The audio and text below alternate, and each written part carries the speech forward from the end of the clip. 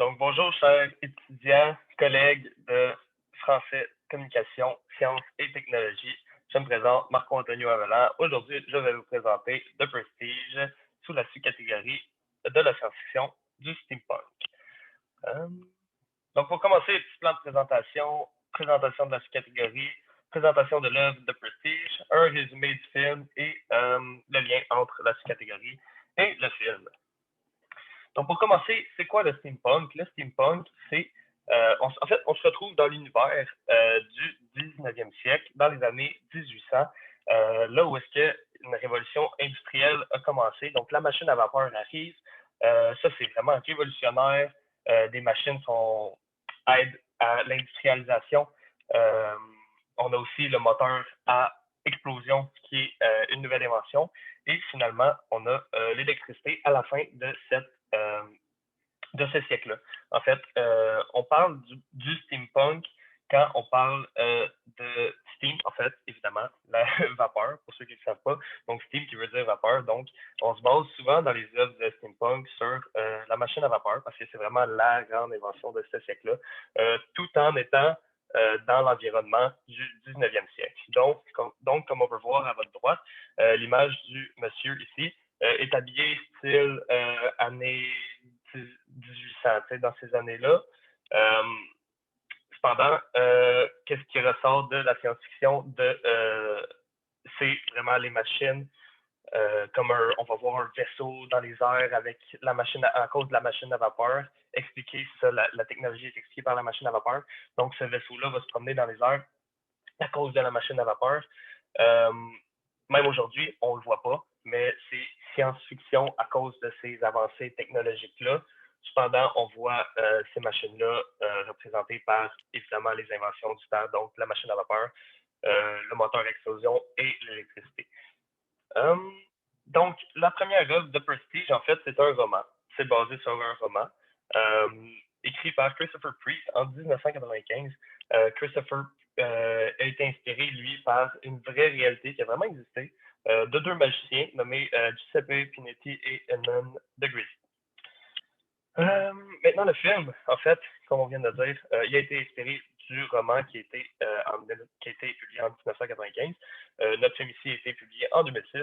Notre réalisateur est Christopher Nolan. Et nos acteurs principaux, on a Hugh Jackman, Christian Bale, Michael Caine, Scarlett Johansson et David Bowie. Donc, pour commencer, qu'est-ce que le film? On a à notre gauche Alfred et à notre droite Robert.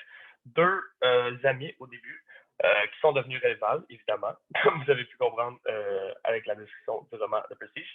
Bref, donc, on a deux débutants magiciens qui aident, en fait, un grand magicien qui est dans une grande salle à faire un tour de magie. En fait, le grand magicien, il choisit au public quelqu'un, puis il choisit ces deux personnes-là. C'est toujours les mêmes, c'est normal, c'est ça, ça fait partie du truc de magie.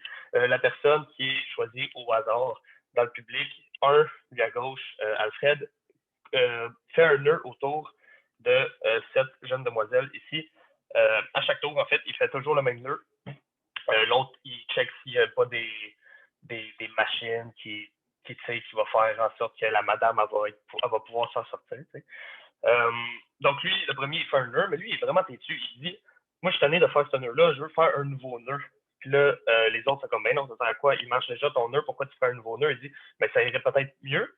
Puis là, finalement, pendant un spectacle, lui, il a passé une bulle dans la tête, puis il s'est dit, moi, c'est le nœud. Puis là, il a essayé le nœud, puis la jeune demoiselle ici est morte.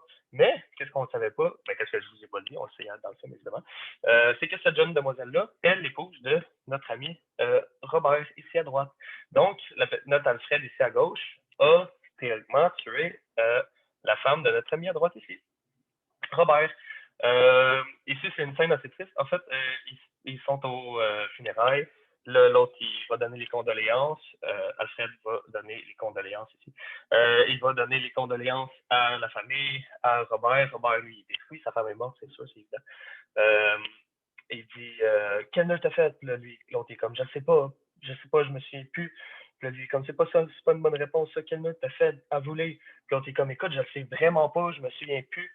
Puis là, ben, c'est de là qu'il va partir la rivalité. En fait, à partir de là, un va aller dans le spectacle de l'autre, essayer de gâcher le spectacle. Ici, c'est une scène où est-ce que lui, il va tirer durant un tour de magie, il va être comme la personne au hasard qui va arriver dans le tour. Finalement, il va tirer sur l'autre. L'autre, il va perdre un doigt. Ça, c'est vraiment important qu'il perde un doigt parce que vous allez comprendre un peu plus loin dans le film. Bref, un peu loin dans mon explication, désolé. Il perd un doigt, puis là, ça commence, la rivalité. Un va dans le spectacle de l'autre, gâcher un peu son spectacle. Les deux augmentent dans la hiérarchie des magiciens, ils s'améliorent, ils ont un plus grand public, leur nom commence à être vraiment populaire, mais ils commencent quand même à se gâcher le nom de l'autre. Il arrive dans le spectacle de l'autre, il gâche tout. Fait que là, ça gâche un peu le nom de l'autre, il essaie de se remonter. T'sais. Bref, un jour, Alfred, notre ami ici, découvre un nouveau tour de magie qui rend bouche bée complètement notre ami Robert. Robert comprend pas le tour de magie. Il dit c'est quoi ce tour de magie-là? Je comprends pas. Parce que le tour de magie, c'est que lui lance une balle à l'autre porte, il rentre dans la porte, il ressort, il pogne la balle. Il rentre dans une porte et il apparaît dans l'autre. Puis là, l'ingénieur de Robert ici, il dit écoute, ça se peut pas, il y a un sosie. Puis là, lui, il dit écoute, j'ai tiré sur le doigt, c'est impossible qu'il y ait un sosie. Les deux, il manque un doigt. C'est impossible, c'est la même personne. Comment il fait ça? C'est sûr qu'il y a un truc derrière parce que, évidemment, dans le film, il n'y a pas de la vraie magie, c'est tout des petits trucs d'ingénierie derrière. Fait qu'ils ont les deux un ingénieur personnel. Donc, Robert, c'est la personne ici, l'ingénieur, puis l'autre, il y en a un autre. C'est pas pertinent pour mon explication. Bref. Donc, c'est ça. Lui, il capote, ça l'obsesse vraiment qu'ils ne savent pas le truc, puis il est sûr que l'autre, il n'y a pas de clone. Mais son ingénieur, il dit écoute, c'est sûr qu'il y a un clone. Bref, il va faire le tour de magie de son rival devant la grande scène. Donc, Robert ici fait le tour de magie, mais lui, il va utiliser un sosie. Donc, il est allé dans l'Angleterre, il a trouvé un sosie. Bref, il trouve un sosie, mais même s'il réussit à faire le tour avec son sosie, il sait que l'autre, il n'y a pas de sosie. Il sait que l'autre, c'est vraiment la même personne parce que les deux personnes, il manque un doigt quand ils sortent de là. Donc lui, ça fait capoter, il est comme ça se peut pas. Fait qu'il réussit à faire le tour de magie, mais il reste quand même derrière la pensée que l'autre, il est meilleur magicien que lui. Ça, c'est inacceptable d'après lui. Donc là, vous allez vous demander, c'est quoi le lien entre le film et le steampunk? Évidemment, je vais vous le dire tout de suite. Quand il a été obsédé, il a décidé de trouver une manière de faire un plus gros tour de magie que son rival, que lui, il était sûr qu'il avait le tour de magie suprême, si tu veux, de cette époque-là. Puis, il va aller voir notre cher ami Nikola Tesla. Qu'est-ce qui est intéressant dans ce film-là, c'est que Nikola Tesla, il a vraiment existé. C'est vraiment un ingénieur dans le 19e siècle, dans la fin des années 1800, qui a aidé l'inventeur de l'électricité à faire ces recherches-là sur l'électricité. Donc, cette personne-là, c'est un des scientifiques un des scientifiques le plus renommé sur l'électricité au monde. C'est vraiment une personne qui a fait beaucoup d'inventions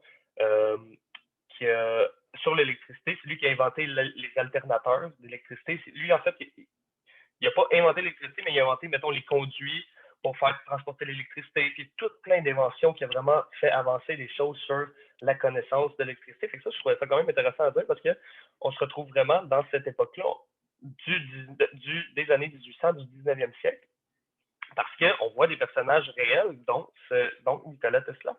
Donc, ça fait partie de l'univers steampunk qu'on retourne en arrière dans ces années-là. Cette personne-là, évidemment, dans le film, c'est lui qui va créer la machine à notre magicien Robert. Il va créer une machine, en fait, qui va faire en sorte qu'il va y créer un clone, un vrai clone. Donc, évidemment, nous, de nos jours, on n'est pas capable de créer avec une machine un clone identique. Ça relie à la science-fiction quand on le sait qu'au 19e siècle, ils n'étaient pas capables de le faire. Dans le film, ils le font. Donc, c'est là le lien de la science-fiction. Lui, il va écrire une machine qui va lui donner un clone exact. Donc, voilà le lien sur le film. Lui, il va arriver sur scène, il va se faire un clone exact. En fait, il va arriver dans la machine, puis là, son clone, il va apparaître en haut des